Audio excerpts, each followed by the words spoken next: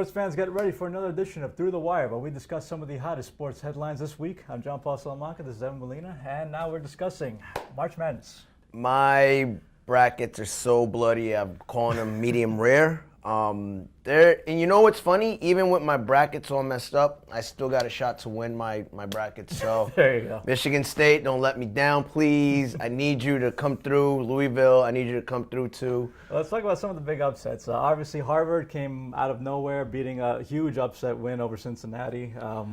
Yeah, it was, the Ivy Leagues tend to be the Cinderella darling for a lot of people's brackets, and they lived up to it this time. I really love the coaching job that they've done out there.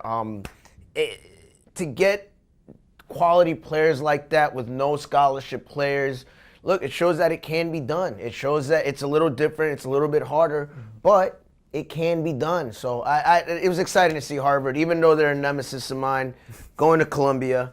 It was pretty exciting to see as far as sportsmanship. Speaking of Ivy League surprises, we had Stanford coming out of absolutely nowhere. Two huge upset wins over New Mexico, number 7, and the number 2 seeded Kansas Jayhawks. Pretty big upset right there. Well, not to sound like an Ivy League elitist, but Stanford, keep trying. Maybe someday you'll be Ivy. No, it was a good, solid win for them. Again, Stanford always is one of those teams that people tend to overlook, and then they come tournament time.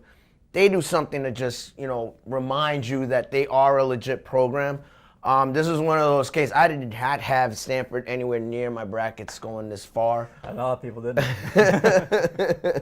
But Stanford caught me off guard. They showed a lot of moxie, so I like the job Stanford has done so far. Well, they're gonna have something of a tough time. Cinderella meets Cinderella as they face the other big surprise in the tournament, Dayton, who was coming off of huge wins, upset wins over Ohio State and Syracuse. Big powerhouses just knocked right off. Syracuse once again living up to its reputation of choking when it really matters. I still haven't forgiven you for that Richmond game years and years ago, but again, Syracuse in a lot of ways. They just ran out. They ran out of steam towards the end of the season, and I think everyone could see this coming from the Virginia game on downward when they weren't as strong as they were in the beginning. I'm not sure if it was because of the short rotations. I'm not sure they just ran out of gas. I'm not sure if they just got flat out outplayed by a mid-major team, conference team. So I shouldn't be surprised, and yet here I am, surprised yet again with Syracuse. So and a lot of people were surprised by the fact that Mercer pulled off maybe the upset of the tournament in my book, but I didn't see coming. Their big win over Duke in the first round of the tournament. Didn't you call it? I did. I think there might be B-roll of me saying, no way in hell is Duke gonna. No, Duke, yeah, every way in hell. I'm still a little stunned by that one. Yeah. I'm curious how this is going to play out for Jabari Parker. No secret that he has NBA talent, but you have to be a little concerned that Coach K, who's a very good coach, left him on the bench for a lot of this second half for defensive purposes.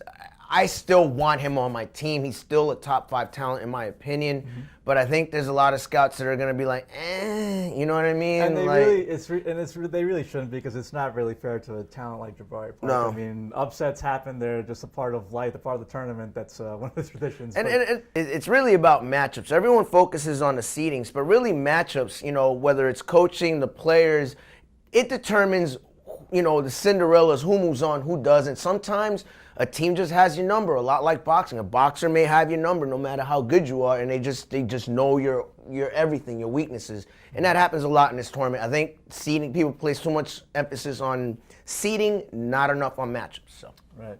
And that wraps it up for this edition of Through the Wire. Tune in next week for more.